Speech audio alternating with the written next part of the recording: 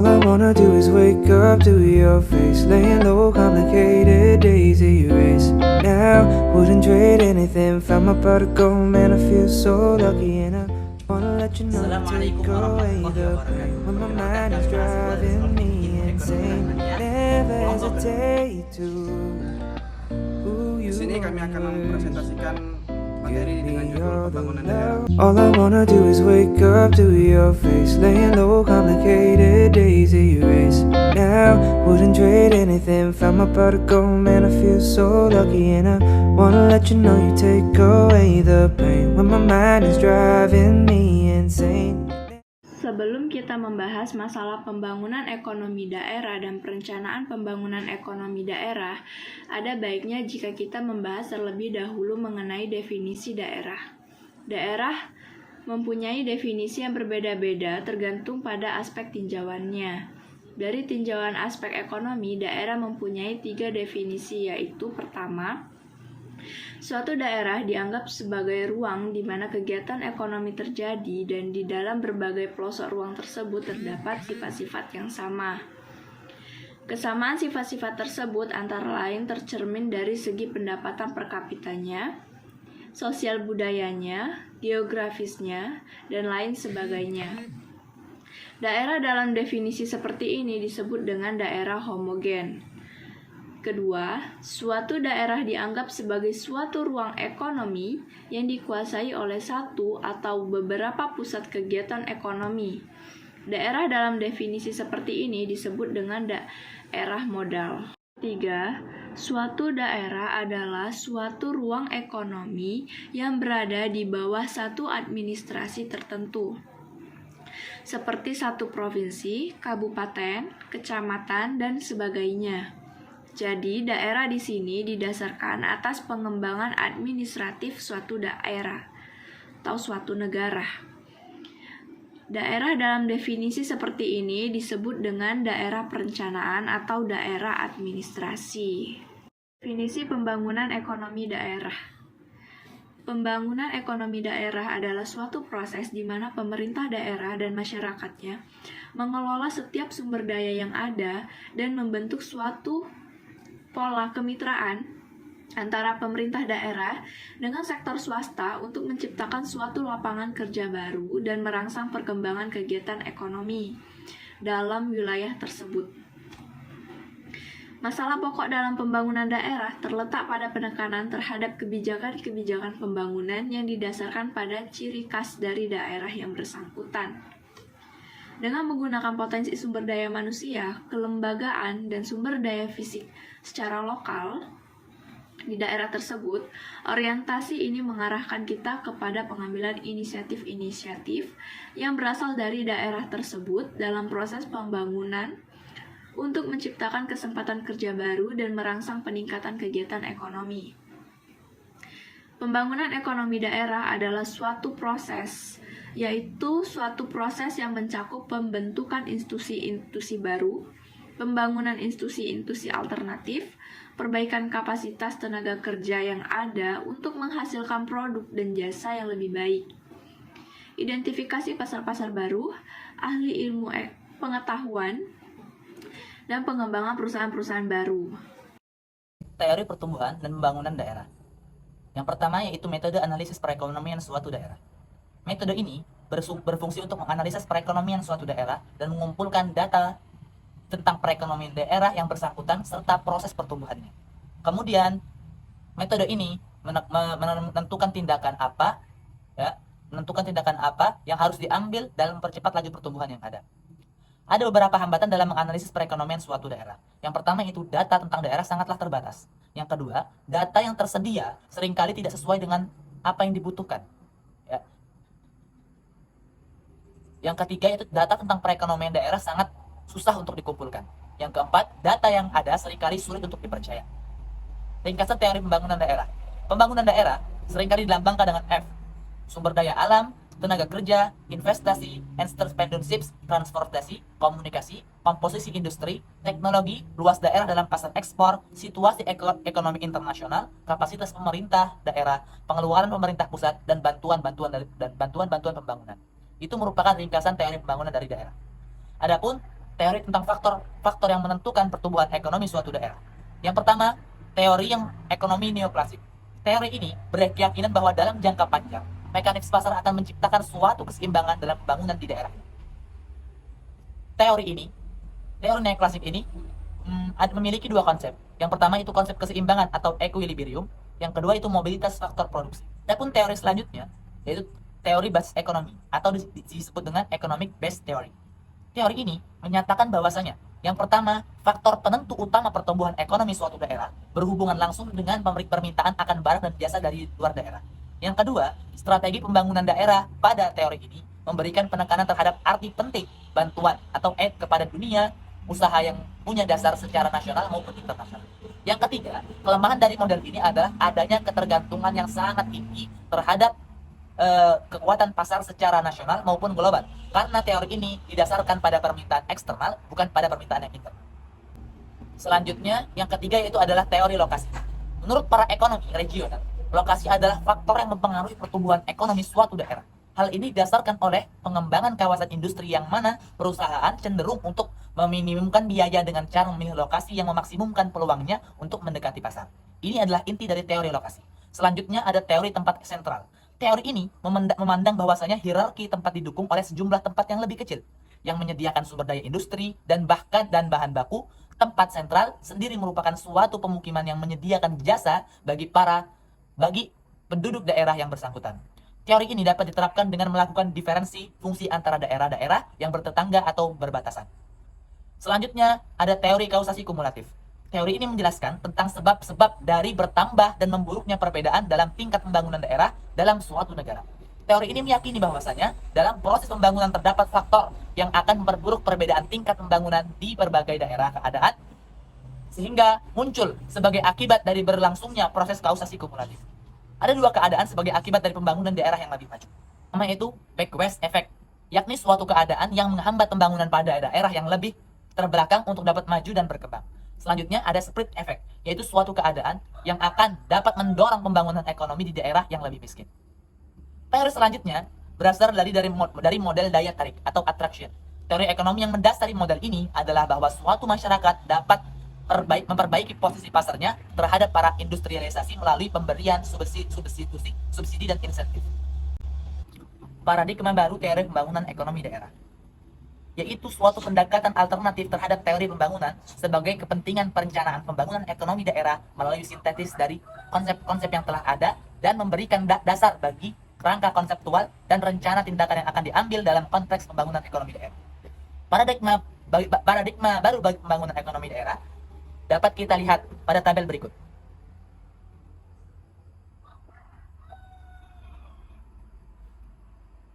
Komponen kesempatan kerja. Konsep lamanya semakin banyak perusahaan, maka sama saja semakin banyak peluang kerja. Sedangkan pada konsep baru, perusahaan harus mengembangkan pekerjaan yang sesuai dengan kondisi penduduk daerah. Komponen yang kedua yaitu basis pembangunan. Pada konsep lama, basis pembangunan ini berfokus pada pengembangan sektor ekonomi. Sedangkan pada konsep baru, pengembangannya lembaga-lembaga ekonomi baru. Selanjutnya adalah komponen aset lokasi. Pada konsep lama, berfokus pada keunggulan komparatif didasarkan pada aset fisik.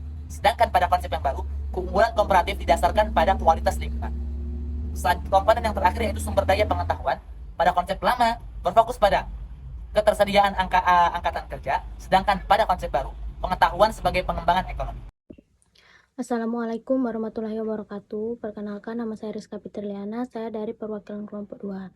Di sini saya akan menjelaskan tentang arti penting perencanaan pembangunan ekonomi. Perencanaan pembangunan ekonomi daerah dapat dianggap sebagai perencanaan untuk memperbaiki penggunaan setiap sumber daya publik yang tersedia di daerah tersebut untuk memperbaiki kapasitas sektor swasta. Pembangunan ekonomi yang efisien membutuhkan proses perencanaan yang teliti mengenai penggunaan sumber daya publik dan sektor swasta, misalnya petani, pengusaha kecil, koperasi, pengusaha besar, dan organisasi-organisasi sosial. Ada juga keuntungan bagi daerah-daerah di sekitar mana ekspansi ekonomi terjadi. Misalnya terjual hasil produksi daerah, adanya kesempatan kerja baru, dan sebagainya.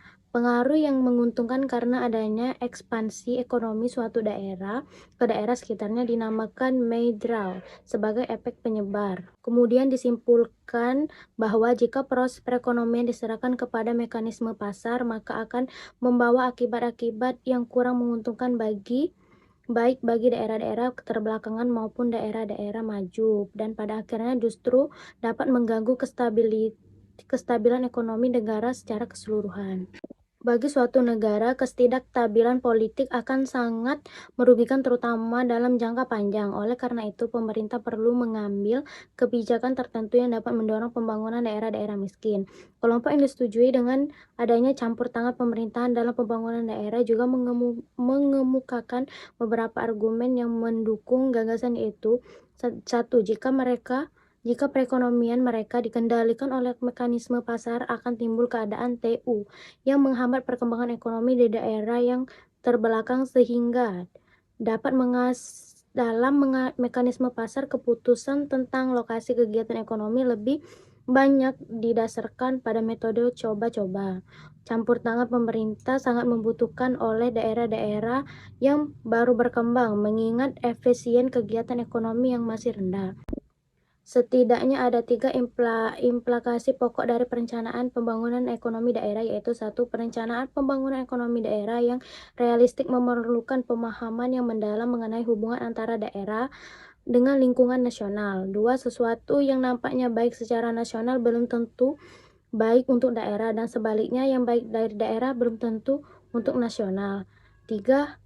Perangkat kelembagaan yang tersedia untuk pembangunan, misalnya administrasi, proses pengambilan keputusan, dan otoritas, biasanya sangat berbeda antara tingkat daerah dan tingkat pusat. Sebuah sistem informasi pencernaan ataupun pengumpulan dan analisis data seyogyanya mencakup 5 bidang utama, yaitu: 1. Evaluasi atas siklus pencernaan sebelumnya. 2. Kinerja dari proyek-proyek pembangunan sebelumnya yang dilakukan di daerah tersebut dan daerah-daerah sejenis lainnya. 3. Penaksiran atas semua sumber daya pembangunan yang berada di luar daerah. 3. Karakteristik dan dinamika kondisi daerah. 5. Keterkaitan antara kondisi daerah dengan daerah lainnya. 3. Sumber daya pencernaan untuk pembangunan daerah. Hampir semua orang mengetahui bahwa hasil dari sumber suatu pertumbuhan ekonomi, ataupun misalnya pekerjaan yang lebih banyak dan lebih baik, peningkatan kekayaan dan pendapatan, dan proses sebaiknya akan memperbaiki tingkat kehidupan masyarakat, lingkungan fisik sebagai sumber daya pencernaan. Pemerintah daerah biasanya memperhatikan masalah lingkungan fisik ataupun infrastruktur fisik yang tentu saja penting bagi dunia usaha dan industrinya. 4. Peran pemerintahan dalam pembangunan daerah. Tahap pertama pencernaan bagi setiap organisasi yang tertarik dalam pembangunan ekonomi daerah adalah menentukan peran role ataupun pemerintah daerah terkait dengan pembangunan. 1. Yaitu entrepreneur. 2. Koordinator. 3. Fasilitator. 5. Informasi yang dibutuhkan dalam pencernaan pembangunan ekonomi daerah, yaitu data kependudukan. Data kependudukan yang diperlukan dalam perencanaan pembangunan daerah adalah struktur penduduk, yaitu hierarchy of growing, yang dikaitkan dengan tingkat kesempatan kerja ataupun employment. Ukuran-ukuran pertumbuhan ekonomi dan keterkaitan. Ukuran-ukuran keterkaitan ekonomi pada dasarnya menggambarkan hubungan antara perekonomian daerah dengan lingkungan sekitarnya. Berikut beberapa teknik yang digunakan untuk memperbandingkan perekonomian daerah. Yang pertama yaitu adalah analisis shift share. Analisis ini menggambarkan kinerja dan produktivitas sektor-sektor dalam perekonomian suatu wilayah dengan membandingkannya dengan kinerja sektor-sektor pada wilayah lainnya yang lebih besar. Analisis ini membandingkan laju pertumbuhan sektor-sektor ekonomi regional dengan laju pertumbuhan perekonomian yang lebih tinggi tingkatannya, seperti nasional atau tingkat negara, serta mempengaruhi pertumbuhan melalui jumlah outputnya. Analisis ini memberikan data tentang kinerja perekonomian dalam 3 bidang yang saling berhubungan satu sama lain, yaitu: yang pertama pertumbuhan ekonomi, yang kedua pergeseran proposal, yang ketiga pergeseran diferensial. Analisis shift share ini dapat dicari dengan menggunakan rumus sebagai berikut, yakni pertumbuhan ekonomi ditambah dengan pergeseran proporsi ditambah pula dengan pergeseran diferensial. Berikut beberapa kelemahan dari analisis Shipshare ini. Yang pertama, hanya digunakan untuk analisis ex post. Yang kedua, ada data periode waktu tertentu di tengah tahun pengamatan yang tidak terungkap. Yang ketiga, analisis ini sangat berbahaya sebagai alat peramal. Yang keempat, tidak dapat dipakai untuk melihat keterkaitan antar sektor. Dan yang terakhir, tidak ada keterkaitan antar daerah. Yang kedua, location constraints atau yang bisa disingkat dengan LQ. LQ sendiri merupakan suatu pendekatan tidak langsung yang digunakan untuk mengukur kinerja-kinerja basis ekonomi dalam suatu daerah. Artinya, analisis ini digunakan untuk menguji sektor-sektor perekonomian yang termasuk dalam kategori sektor unggulan. LQ digunakan untuk mengukur konsentrasi suatu kegiatan industri atau kegiatan ekonomi lainnya dalam suatu daerah dengan cara membandingkan peranannya dalam perekonomian daerah tersebut dengan peranan kegiatan atau industri lain yang sejenis dalam perekonomian regional atau nasional. Dalam teknik ini, suatu kegiatan ekonomi dibagi menjadi dua golongan, yaitu yang pertama, kegiatan industri yang melayani pasar daerah itu sendiri maupun di luar daerah yang bersangkutan atau yang biasa disebut dengan industri basis. Yang kedua, kegiatan ekonomi atau industri yang hanya melayani pasar di daerah itu sendiri atau yang biasa disebut dengan industri dengan basis atau industri lokal. Namun, teknik ini memiliki beberapa kelemahan. Yang pertama, berasumsi bahwa pola permintaan di setiap daerah identik dengan pola permintaan bangsa. Yang kedua, tingkat konsumsi rata-rata untuk suatu jenis barang. Dan yang ketiga, bahan keperluan industri berbeda antar daerah. Yang ketiga, analisis overlay. Metode ini digunakan untuk menentukan sektor unggulan dengan cara menggabungkan hasil dari metode analisis Shipshare dan juga LQ. Tujuan dari metode ini adalah untuk melihat deskripsi kegiatan ekonomi yang potensial sesuai dengan kriteria kontribusi dan juga kriteria pertumbuhan. Yang keempat, tipologi Claassen atau identifikasi daerah tertinggal.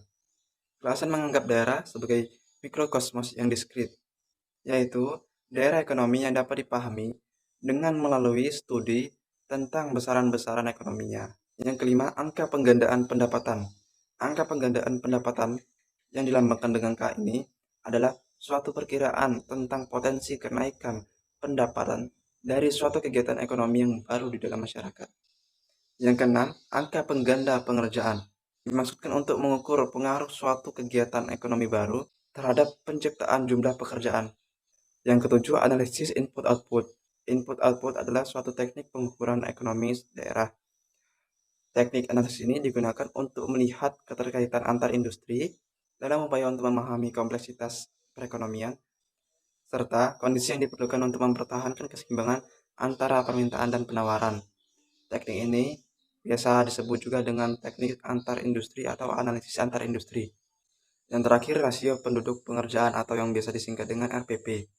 Salah satu cara yang terbaik untuk mengetahui kemampuan setiap sektor di perekonomian dalam menangkap peluang kesempatan kerja adalah dengan cara menentukan proporsi lapangan kerja yang dihasilkan untuk penduduk suatu daerah per sektor.